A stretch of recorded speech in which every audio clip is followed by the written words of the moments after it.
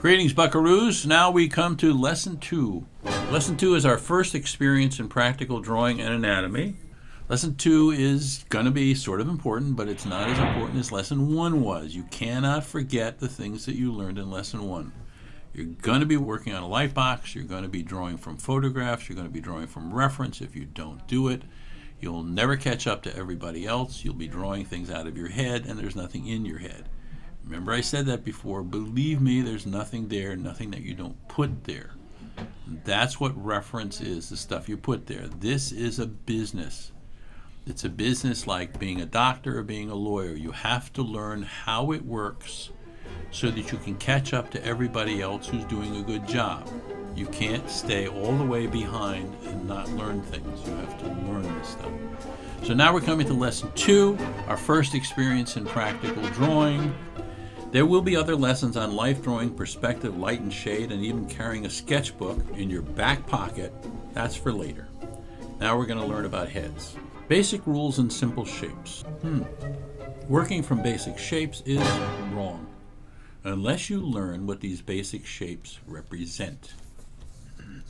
For example, here are shapes for heads. These shapes represent skulls of humans. That's a little spooky, I get it, but they are skulls. So these shapes, a ball and a truncated cone, merely represent a head, but you must know what is beneath the shapes without getting too ooky about it. It's a skull, and muscles, and flesh, and teeth, and eyeballs, tongue, and such. Lips. Look, guys, I'm going to give you a lot of verbal information, but while you're watching this, you should pause it, and then draw from the screen, and then start it up again. So let's begin simply. You've heard that the line of the eyes goes across the middle of the head, but you have your doubts. Here we go. Bisect the middle vertically. Now across the middle. Looks odd, doesn't it? Top heavy, like an alien. Let's turn it upside down. Yep, looks even more alien. That center line across the middle must be wrong, right? Okay, we'll check it out. Let's draw the eye sockets. The eyes, of course, will be right on that line. And on top of the eye sockets, we'll draw the eyebrows.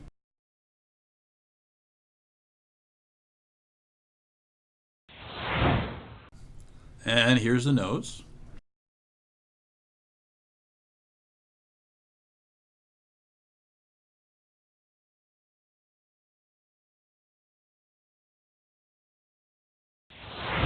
And here's the mouth.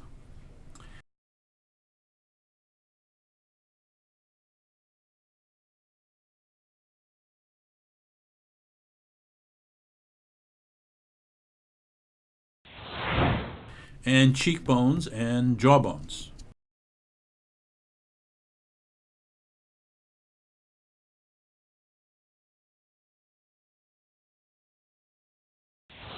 Hairline and hair, for those of us who have hair.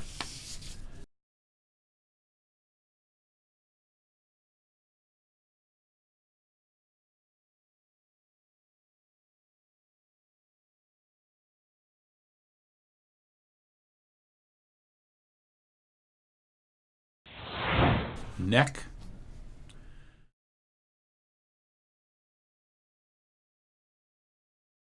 Suddenly not so strange.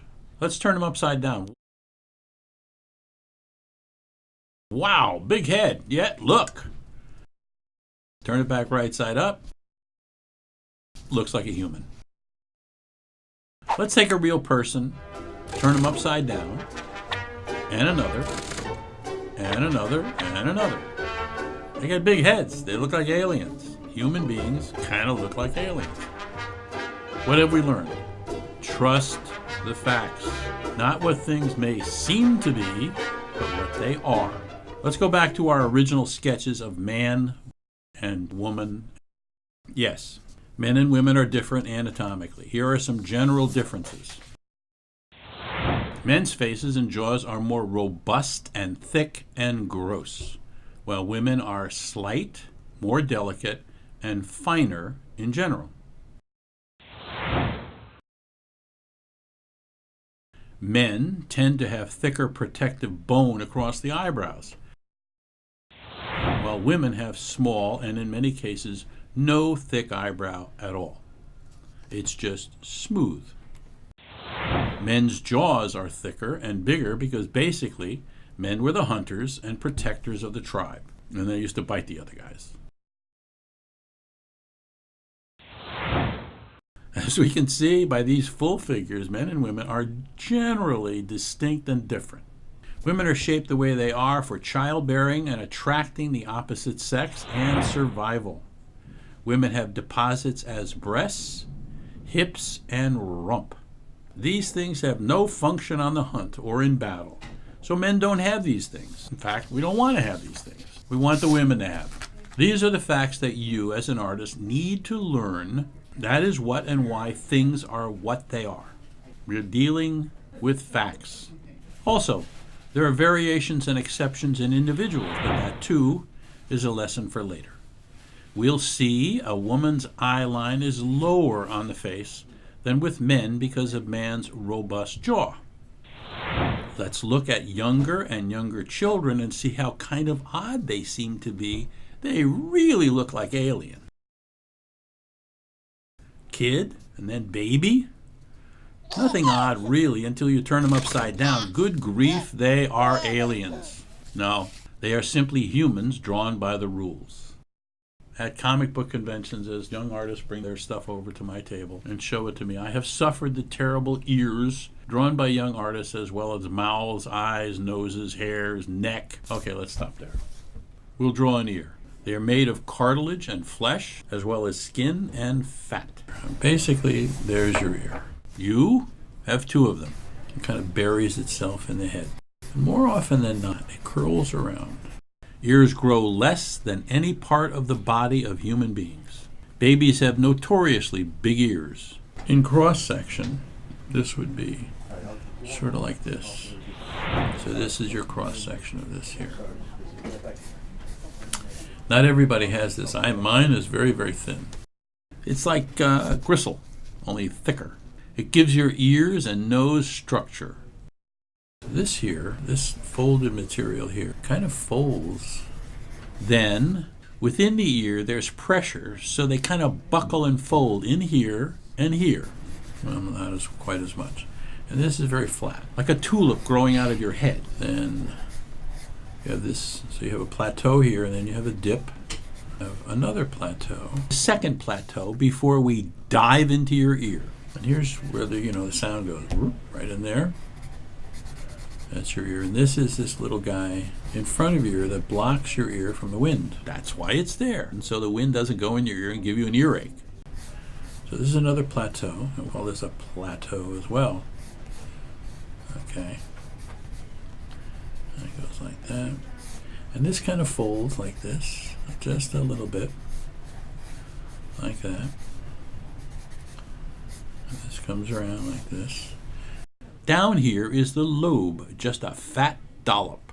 NC, no cartilage. Now all ears are shaped like this. You can have an ear that's shaped like this. It has a very little bottom to it.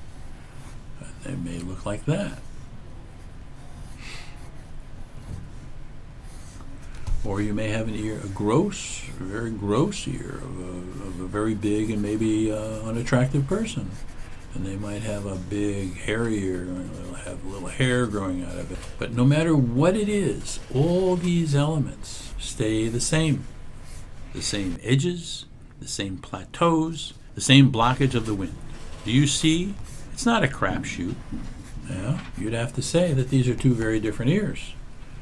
Okay? But no matter how different they are, they all have this.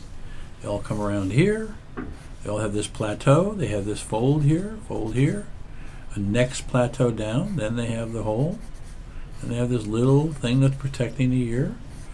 And then this plateau, they have this. And then they have this little piece of meat. Sometimes the little piece of meat can be even like that. Doesn't matter. The point is that you have to learn to draw ears that are ears, not some little mark in the side of somebody's head that doesn't look like an ear. So I'm going to show you a bunch of photographs of ears. Here are ears, many ears. Print them out and trace them, and I will discuss ears. You don't have to print out these ears. You can find them on the internet. Just find profiles of people, blow the ears up, and trace them. The thing that I'm saying here is that, and I can't emphasize it too much, this is not going to be of value to you if what I teach you is to do things the way I do them. Okay? That doesn't mean that you should flee from the way I do it in terror. What it means is that you're trying to learn to draw the way you want to learn to draw. I'm teaching you how to draw correctly. I'm not teaching you a style. Okay? So you're learning for you. We're not looking for Neal Adams clones. We're looking for people who learn how to draw and want to know how to draw. So it's important that you don't focus on this as Neal Adams drawing, but focus on this as what can Neal Adams teach me about drawing. One other thing. This lesson was about ears. Okay? And immediately, you can go, oh, it's going to be about ears, so I'm going to turn this one off, okay, because who cares? The very moment that you spot a place where you say, who cares, is probably the moment that you should care the most. If you don't learn the things that are hard to learn, that may even be tedious, then you're not going to learn anything. This is not for fun. Yes, it's for fun. This is not for enjoyment. Yes, it's for enjoyment. This is for learning to draw. We're not going to have some guy punch a guy in the face. Maybe later, but that's not the goal. Unless the guy punching the other guy in the face leads to some drawing value, it's really a waste of time. You can do it anytime you want, okay? And there's lots of people out there that do it, and it's great. But here we're talking about how do I draw so that I can draw anything I want to draw anytime I want to draw it. Whether I use reference or I don't use reference, I have to learn to draw. So the moment that you think that you should switch it off because it's boring is probably the very moment that you should switch it on because it's boring, and you need to learn that. So do your best. Understand that this is your future, your life, and maybe you're not going to be an artist. Maybe you are going to be an artist, but whether or not you become an artist, are you going to be good at it? Or are you just going to be somebody who sketches and does things from their head? That's not what you're trying to do. You're trying to learn here. And I'm trying to teach you. In our next lesson, more facial detail and their integration into the face. Between lessons, you can take and use more photos and learn without me and compare what you learn to what comes next and next. You might even get ahead of me because you kind of know the secret. Take photographs and trace them. That's how you learn. I'm not teaching you to copy or depend on me, but to gain a methodology of work so that you can learn without me. Until then, see you in Lesson 3.